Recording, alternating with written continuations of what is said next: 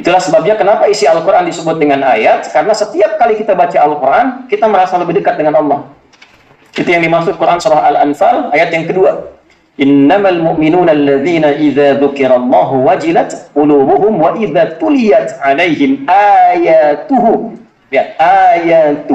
zadatuhum imanan wa 'ala rabbihim yatawakkalun. Ciri insan beriman itu sederhana. Ikut panggilan Allah. Jadi pertama salat. Standar iman itu salat. Karena itu salat satu-satunya amalan yang disebut iman dalam Al-Quran. Disebut iman. Di Al-Baqarah ayat 143. Wa ma kana Allahu liyudhi'a imanakum. Iman pertama diletakkan dengan salat. Alladzina yu'minuna bil ghaibi wa yuqimuna. Artinya pembeda orang beriman dengan belum beriman pada salatnya. Jadi kalau ada orang mengaku beriman tidak salat, dipertanyakan keimanannya. Nah, itu kalimat Nabi langsung itu, ya. Al-farqu bainal mu'min wal kafir tarkus salat.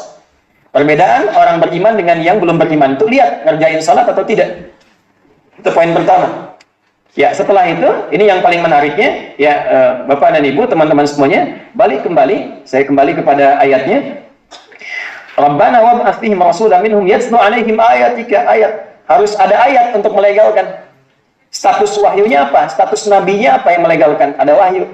Wahyunya bentuknya apa? Ayat. Maka kepada Nabi Muhammad SAW untuk menunjukkan legalitasnya sebagai Nabi dan Rasul diturunkan ayat. Ayatnya dibacakan, diperdengarkan, berulang tanpa bosan. Dalam bahasa Arab yang diperdengarkan berulang terus tanpa bosan disebut singkatnya Al-Quran.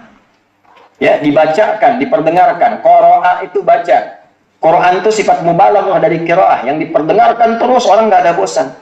Itulah diantara mukjizat Al-Quran. Kenapa disebut Al-Quran? Karena akan terus dibacakan dan tidak ada orang bosan.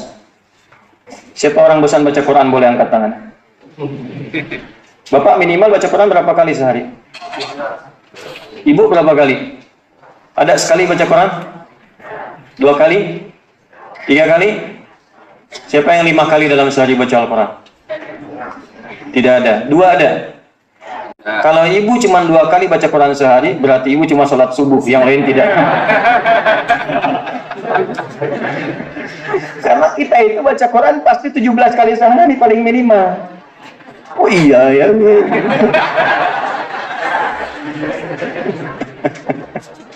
Al-Fatihah itu Quran bukan? Quran. Intinya Al-Quran Al-Fatihah itu Ummul Kitab, Sabul Matani. Diulang-ulang 17 kali sehari, Anda bayangin. Ya, 24, 4, 3, 4 kan itu rumusnya kan? 2 subuh, 4 duhur, 4 asar, 3 maghrib, 4 isya. Kecuali kayak tadi ibu 2 kali aja gitu kan, berarti subuh aja tuh. Ya. 17 kali. Ada nggak orang baca-bacaan sehari 17 kali? Dan nggak pernah bosan. Silahkan baca buku apapun yang paling viral sekalipun, silahkan Anda baca 17 kali sehari. Baru 3 kali udah bosan. Saya belum pernah ada orang pertanyaan nih, baru datang ada pertanyaan nih. Masalah orang nih. Masalah orang.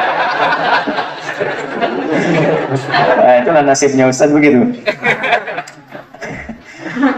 Jadi Masya Allah 17 kali silahkan suruh baca. Belum tentu itu. Dan belum ada orang yang datang dengan mengatakan saya pusing Ustaz. Kenapa? Fatihah 17 kali saya baca pusing saya.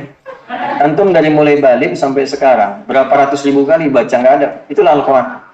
Jadi seorang nabi itu mesti ada wahyunya. Nggak bisa cuma dengan mengklaim saya barusan video call dengan malaikat, nggak bisa. Nggak bisa. Jadi harus memang ada penjelas. Makanya di dalam kitab hadis yang pertama dibuat oleh Imam Al-Bukhari, topiknya kitab Bad'ul Wahyi, untuk menunjukkan bagaimana nabi yang benar, utusan yang benar, atau pengajar yang benar yang tersambung sanadnya ke nabi, seperti jalannya. Itu gambarannya. Yang kedua, perhatikan kalimatnya, wa yu'allimuhumul kitab, harus mengajarkan ini lewat keterangan penjelasan beliau.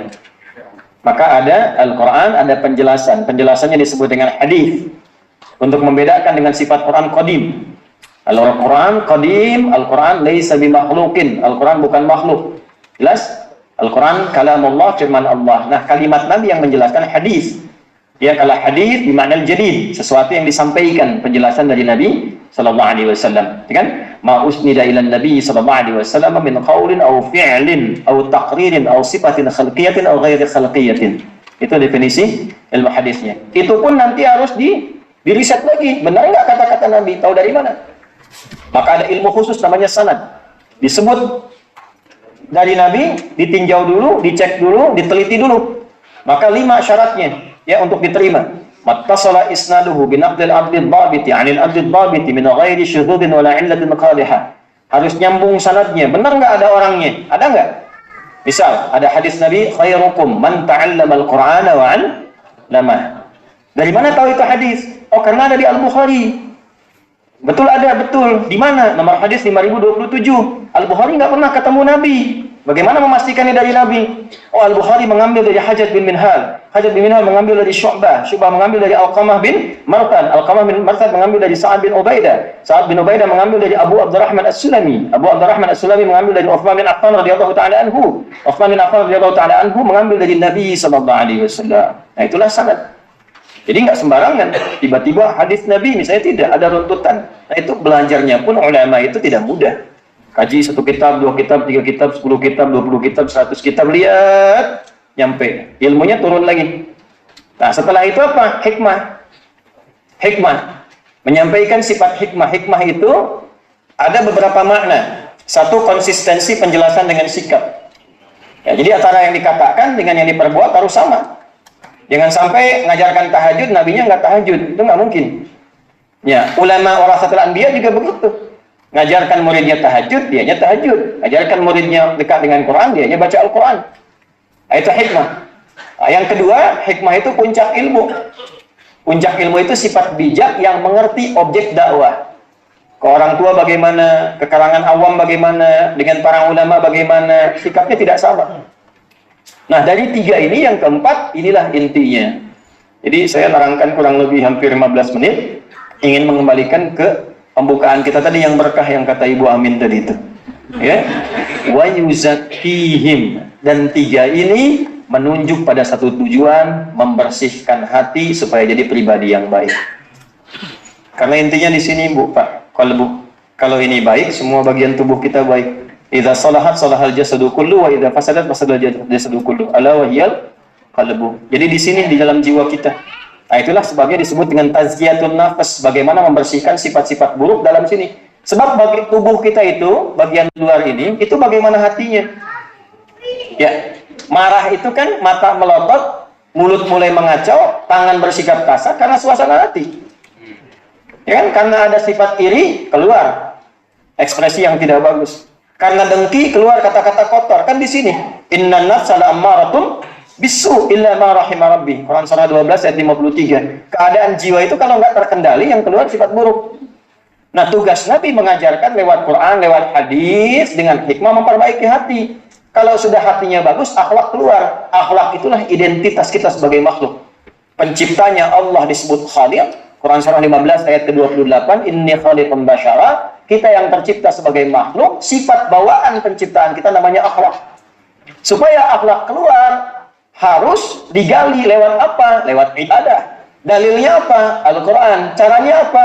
Hadis. Prakteknya apa? Sunnah. Jalannya bagaimana? Hikmah. Lahirnya apa? Akhlak. Nah, saking pentingnya ini, didahulukan jawabannya. Jadi, begitu Nabi Ibrahim, Nabi Ismail itu berdoa, dijawab kemudian, di era Nabi Muhammad dilahirkan. Ini dahsyatnya Nabi Muhammad. Tadi minta berapa Nabi Ibrahim, Nabi Ismail? 4. Jawabannya 5, Bu. Inilah keistimewaan Nabi Muhammad. Diminta 4 oleh 2 Nabi mulia, Allah jawab 5. Ada lagi yang begini, Nabi lain minta, dikasih. Nabi Muhammad gak minta, diberi. Kenal Nabi Musa, Bu? Ayo bilang kenal. Nabi Musa itu minta sama Allah sebelum ke Firaun, berdoa supaya dilancarkan lisannya, dilapangkan hatinya. Maka beliau berdoa di surat Thaha, Rabbi shrahli wa yassirli wahlul 'uqdatam yafqahu. Perhatikan, Rabbi shrahli sadri. Beliau minta, dikabulkan. Nabi Muhammad gak minta, turun ayat. Alam nashrah laka sadrak. Sempurna kalimatnya. Rabbi shrahli, alam nashrah sadri laka sadrak. Minta wa yassirli, Nabi Muhammad walu yassiruka lil yusra. Nabi Muhammad SAW. Nabi Ibrahim, Nabi Ismail alaihi wassalam berdoa minta 4, Allah menyempurnakan, jawab 5. Al-Baqarah 129, jawabannya Al-Baqarah 151. Perhatikan jawabannya. Permintaannya Rabbana wab'ats fihim rasulan minhum. Dijawab, kama arsalna fiikum rasulan minkum. Rabbana wab'ats fihim rasulan minhum kama arsalna fiikum rasulan minkum. Yatlu alaihim ayatika, yatlu alaihim ayatina. Ya kan? Wa yu'allimuhumul kitab. Tidak?